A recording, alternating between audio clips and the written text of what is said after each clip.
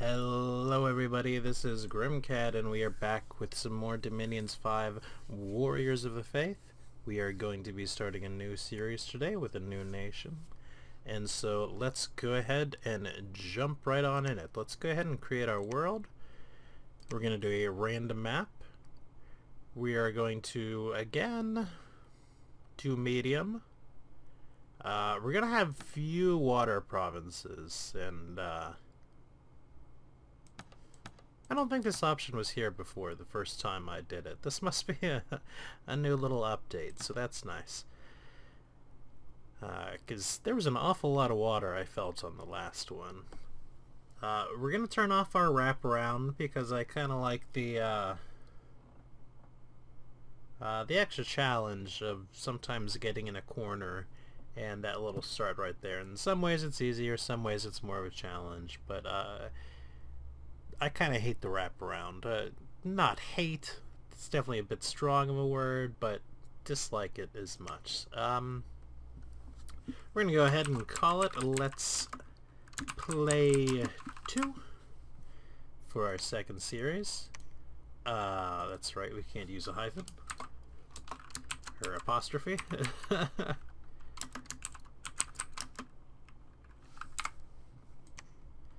And we are going to go into the early ages this time. Early ages are my favorite time.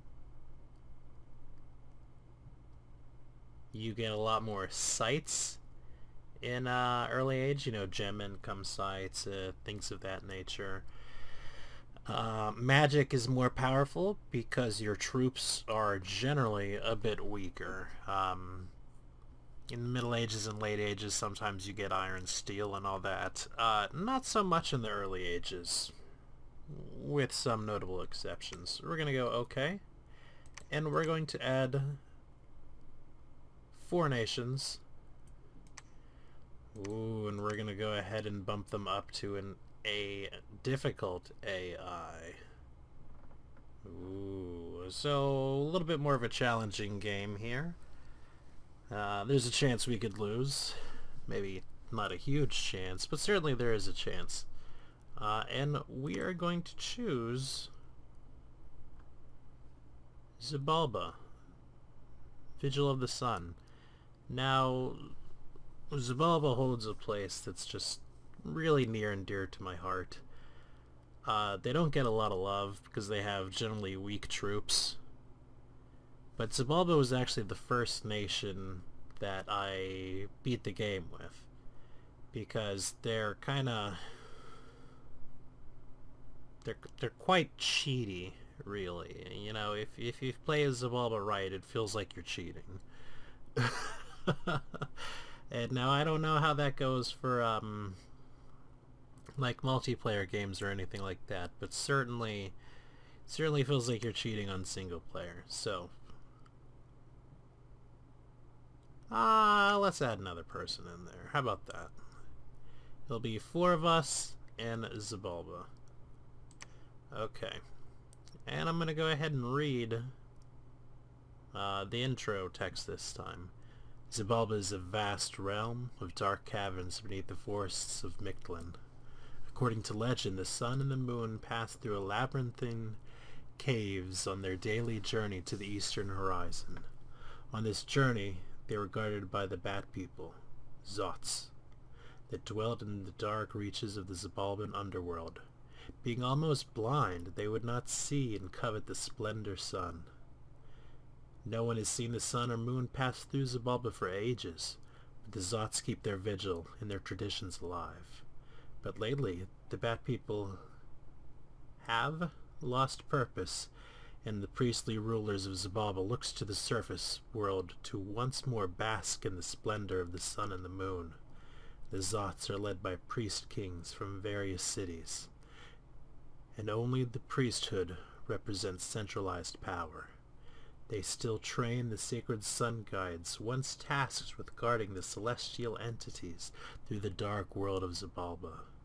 The Zots have contact with surface dwellers, primarily those of Mictlan, and have adopted some of their technology and practices. The Zots have an affinity for blood hunting and black magic. Despite being guides of the sun, their skill in solar magic is limited. The Zots are numerous and live in great swarming cave colonies. Numbers, rather than strength, allows them to win their battles. You get swarms of cheap, flying, stealthy cave dwellers that prefer heat scale 1, and you get extra golden resources in cave forts. My military is flying, stealthy light infantry, and scorpions. Death, blood, earth, fire, air, nature. So, kind of a grab bag of magic. That's a whole lot of magic paths. Our priests are average and can perform blood sacrifices to try to expand our dominion. I probably won't be doing that a ton, and we build fairly standard forts. So let's go ahead and give a real brief overview on our troops. We got a lot of different commanders, and they have a lot of excuse me, Southern African names that I will not be able to pronounce correctly, likely, so, you know, heads up on that one. Now, they all share a couple of things. They're all going to be cold-blooded. They're all going to have flying. I believe they all have stealth, forced survival, and blind. And this one particularly is not great at patrolling. Their stat lines, they have weak strength, better than average attack, better than average defense, on the commanders at least. Poor precision, you know, they are technically blind, so that makes sense. Their combat speed is They're fairly cheap, resource-wise, not so much gold-wise. They're smaller than average. I believe humans are 3? No, humans are 2. I always think humans are 3. I don't know why. Low on the hit points, kind of low on the protection, ever so slightly high on the resistance, magic resistance, and morale. 40 is not great leadership, but you can work with it. Second person here is the Scorpion Tamer. They have Beastmaster +3, so any beasts like our scorpions will have +3 morale, one led by him. Other than that, he's pretty much the same. His attack and defense isn't quite as good, nor is his morale. But he also has 80 magic leadership.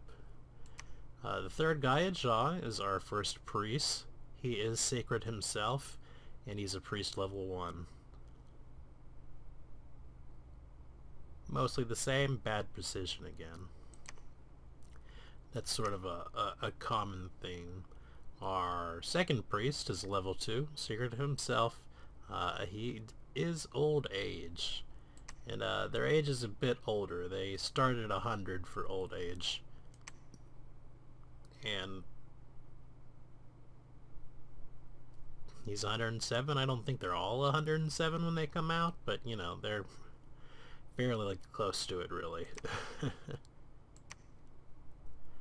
And we have this guy, who is a blood mage, level 1, a priest level 1, sacred himself.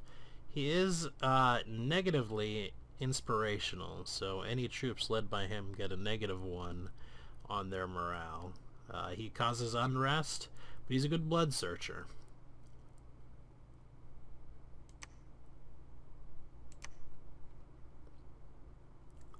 Another priest with earth and death as well.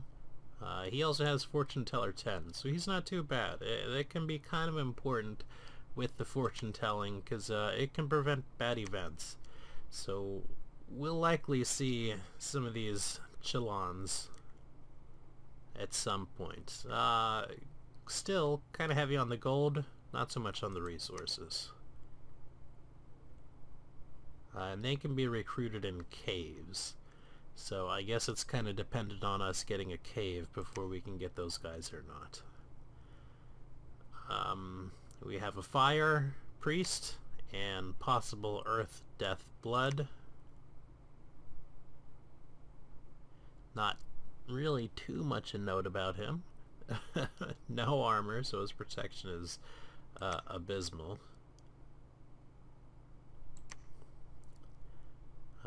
Death, blood, and a possibility of death, blood, earth, air. He is also a blood searcher one. He does not cause the unrest, however, but he's a little bit more expensive. He's up to 120 gold now.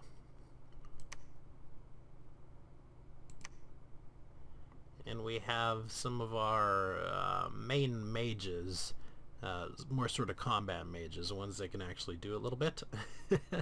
Death 2, Blood 1, with a 100% chance of blood, death, earth, and air. 13 research. They're not the greatest researchers. That's probably not going to matter too much for us. He is also old age and a blood searcher. And we just saw him. And finally, not finally, as a matter of fact, but he's like our high priest type guy. Level 2 priest, level 2 fire, level 1 earth, death, with the possibility of more death, blood, and earth. Again, he starts out old age. That's kind of one of those things. You're going to have to deal with it. He does have a little bit of actual armor, and it's magic.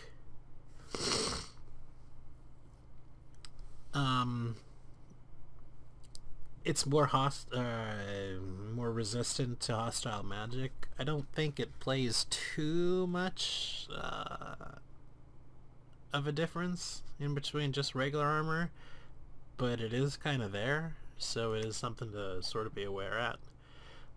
Again, his leadership, not super great. And then finally, we have the unit that we're going to wind up using. The Anakwi. Death 3, Nature 1, Blood 3. He's a priest level 2 with 100% chance of another fire, death, nature, blood, and a 10% chance of a second one of any of those on top of it. He's expensive. Real expensive. 565. A good researcher. He's secret himself. He doesn't need to eat. He flies. He's a demon.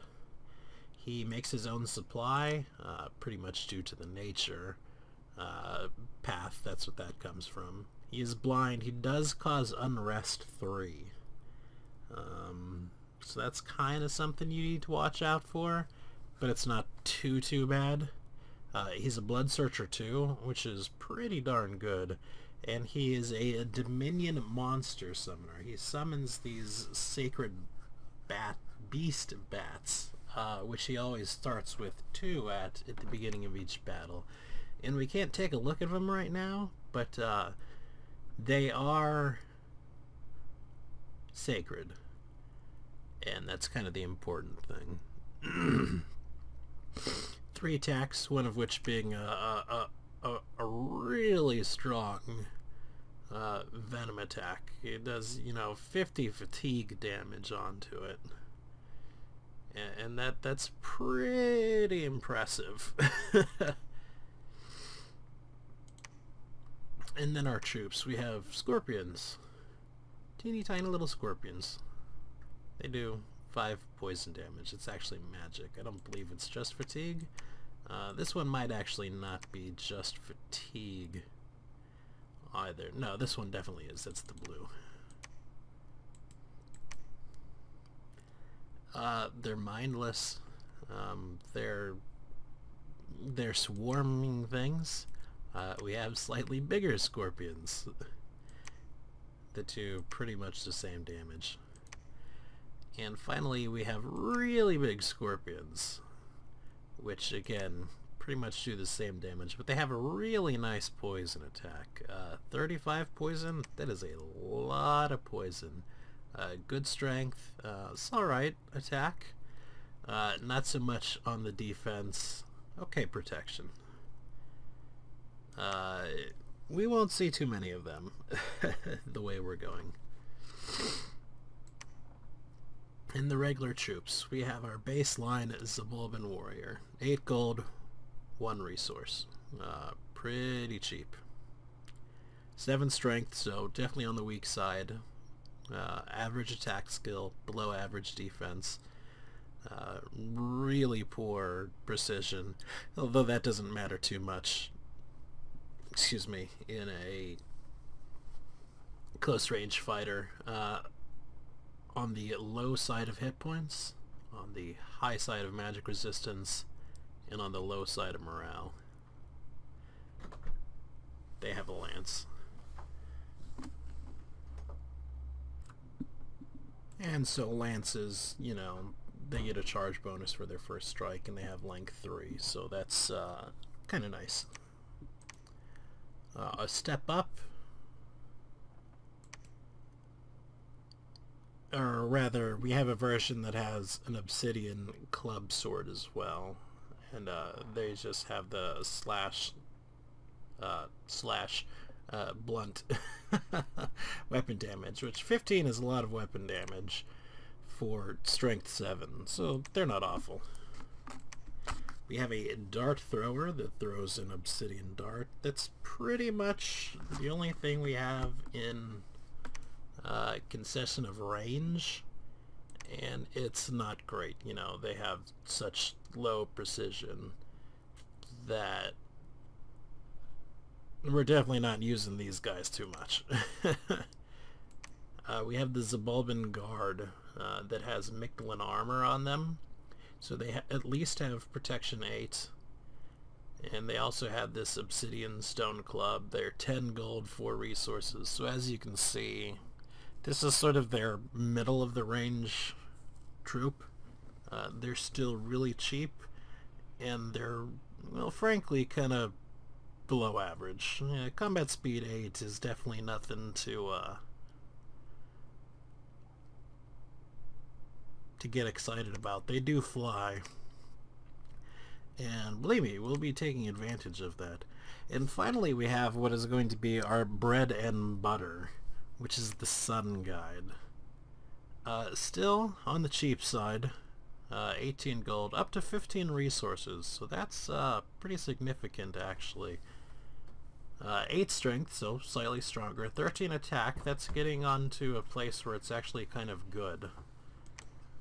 We have 10 defense, 5 precision, again kind of a low combat speed, kind of low on the hit points. They're small. Their protection is actually fairly nice because they have this magical armor right here called Armor of the Sun, so they get a little bit of bonuses from that. Not too bad magic resistance, and actually decent morale. They are bodyguards. They're not great at patrolling again. They are fire resistant, which doesn't often come up, but can sometimes in the early game. They have a magical weapon, an obsidian shard blade. It's two-handed. They get 2 attacks with it, or excuse me, they get a bonus to attack with it. They get a defense out of it. It's kind of short, but it does a lot of damage. And so we're going to be taking advantage of that when we go ahead and we create our god. I want to see what you're doing, Daddy. My daughter's just come in, so if you hear a little bit of noise in the background, that's who it is. So we're going to go with a very cheap god. We're going to go with the Smoking Mirror character who shapeshifts into a jaguar. We're going to go Fire 9, Blood 10, Earth 9. He's going to be imprisoned, and we are going to absolutely tank our scales in order to pay for him.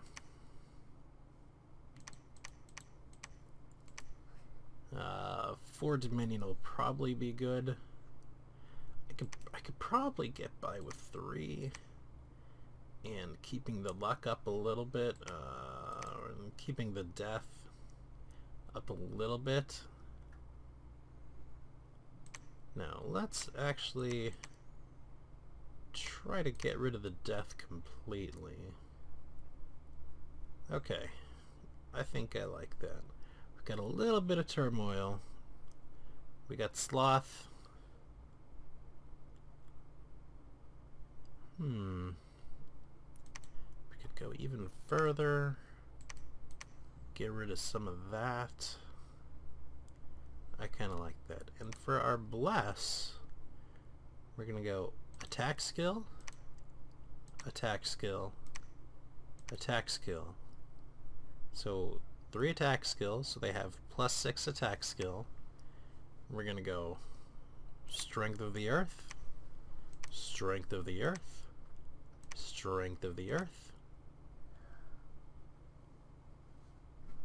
blood surge, which after they kill somebody for a couple of rounds afterwards, they get +3 attack, +3 strength, +1 defense, and +1 reinvigoration. And then we're going to go strength of flesh, strength of the flesh. So they're gaining +6 strength here, +4 strength here, for a total of +10 strength. So our guys right here are going to have a strength of 18, which is incredibly high. And they're going to have an attack skill of like 19. So they're going to be hitting really hard quite often. And it seems like with flying, because I tested this build out, and it certainly seems like with flying you almost get the first attack on whatever it is you fly into contact with. So the idea here is that our troops are really expendable. Well, fairly expendable. They get in and they kill the commanders, and then the enemy army just routs, or they just mop up the rest of the army. We're not really interested in whether they live or die.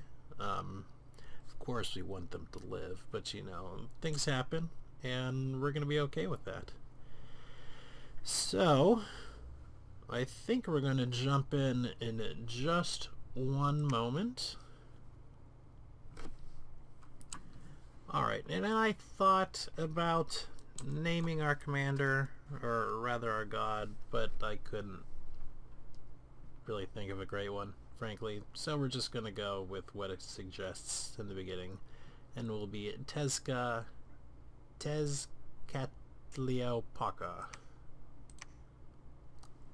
Let's see, do we want to change any of this? Do we want to change up our thrones? Oh, you know what? I think we do. I think we want... We'll make 6 points, and we will add 1 level 2 throne. So you get the level 2 throne, and then you get 4 of the level 1 thrones, and you win. Sound good? Sound good. Let's see. I couldn't come across any sort of story events or anything. So, okay, whatever. Let's go ahead and make it.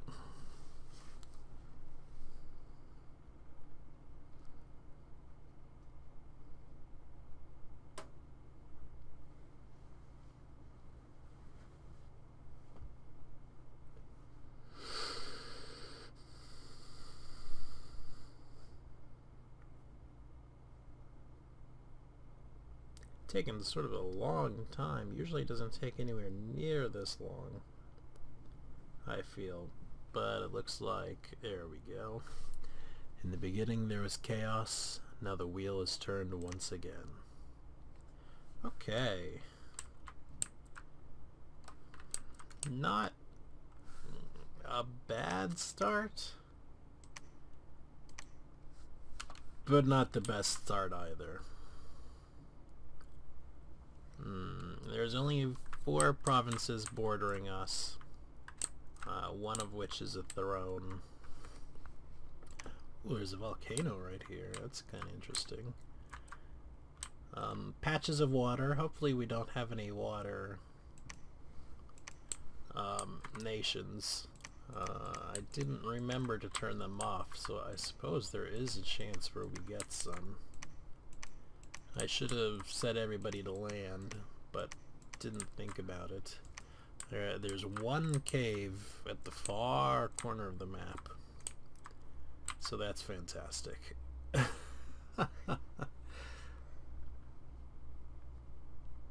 Okay, the first thing we're going to do, we get 3 fire gems, 1 earth gem, and 2 death gems per month, so that's pretty good base income. We're not going to do anything, and we have a nice little bit of unique things into blood, and we have things into conjuration as well. Some high level things that I don't particularly remember what are exactly. We're gonna go into enchantment 2, and then we'll actually see from there. We might head straight into blood, we might not, but we're not gonna get anything just yet. We're gonna wait a turn, we're gonna grab an Anakwi, and then we're going to start getting our sun guides like crazy. Right now we only have 3 holy points. Usually I take more divine than that, so I think we are already immediately changing up my plan for my test game, and we're going to start getting our sun guides immediately, because we're going to need them, frankly. And let's go ahead and end the turn. We are not a good nation for blind attacking.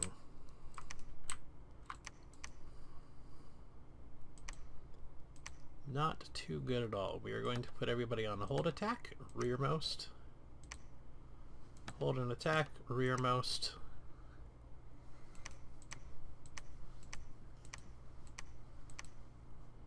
Pop everybody into the corner right here. And we're going to scout this out and see what kind of throne this is, and we're going to hand Hobnil into this province of 30 and see what happens. Oh, we are just short. I should have just gotten 2. So we're going to be a tiny bit delayed on things, but it should be fine. Let's end it. Oh, I forgot they're sneaky. We're gonna make them attack that province right here, and we can't see what the throne is? Fantastic. Alright, no problem. That's a bit annoying.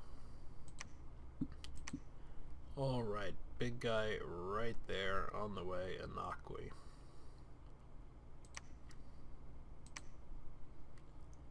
Battle in Donnermark, and we're going to see what they do and how they do, which shouldn't be too bad really if things go well. It looks like they have 3 commanders,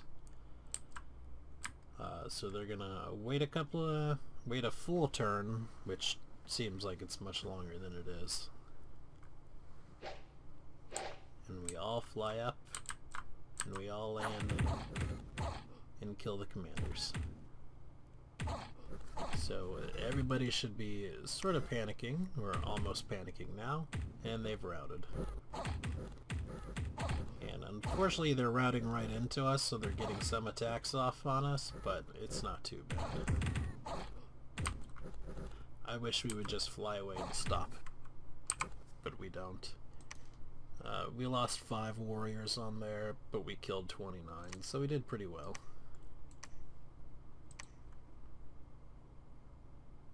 Okay, now that we have him coming, we're also going to be getting... whom is it? Just a level 1 priest, because he is going to be going around creating temples everywhere that we conquer. Alright, thank you, Alarm. We're almost ready to end this one. Just a couple of more orders. Everybody's kind of tough on this one. We could probably take this, but I'd much rather take what looks like more of a sure shot right here. And this might be a little annoying to take as well, so I don't think we have anything that really gets into the sea well. Alright, Tazakol, our first Amakwi. If you would like to be named, please leave right here in this first video that you want something named after you. First come, first serve. This guy's likely to be our prophet. We're not going to make him our prophet just yet. I'm going to give everybody 1 episode to go ahead and get in if they want something in, so don't delay, act now. So he's already gotten one of these bloodbaths.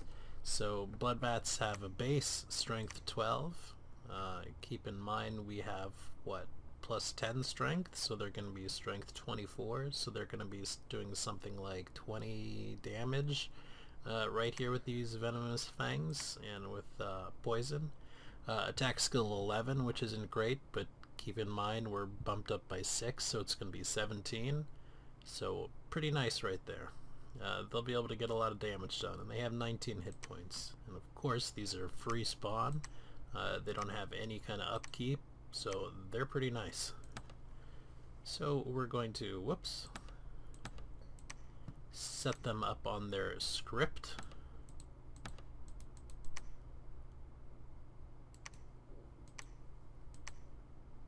And it's okay if they're in the same sort of tiles. We'll be wanting him to sort of stay back, really. And let's go for more of a joint thing right here. Because I want to ensure that we take this over.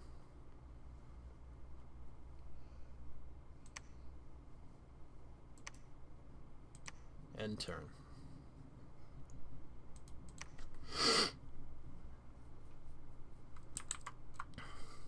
Oh, that's right, and the one guy snuck in, so we'll get to see what these guys look like with their blessed. They're up to 18 strength and 19 attack skill.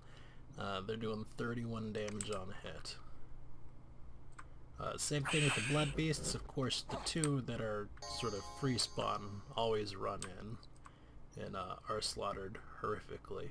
So, you know, not a lot we can do here. But let's see the actual troops jump in. They've already killed them. And they get this blood surge, which pumps them up to, well, I don't think it actually shows right up here, but it's definitely working as intended, so everything's up a little bit more. So, I mean, they're doing 35 damage now with these shard blades, these obsidian shard blades. And like, as you can see, one of the guys got sort of trapped right here and died. Yeah, that's the way we're going to lose most of our people. Little things like that. And they've routed, and as long as we can hold on, we'll be fine. Here, let's go ahead and take a look at just one of them hit. He's got a repel value of 30. Don't know how that happens exactly. Repels would take a a far smarter person than me to dissect. But we've got high attack rolls and we've got super high damage rolls. So that's the kind of thing we like to see.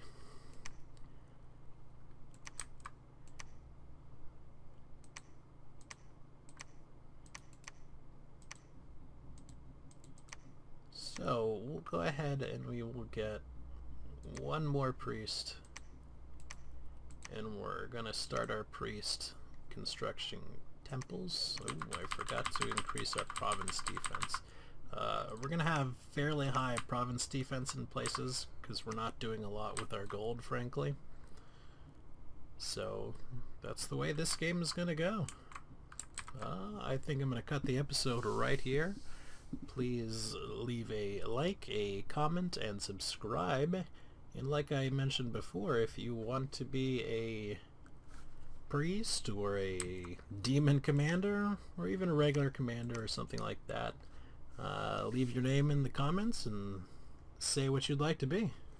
I hope you have all have a great day, and peace out.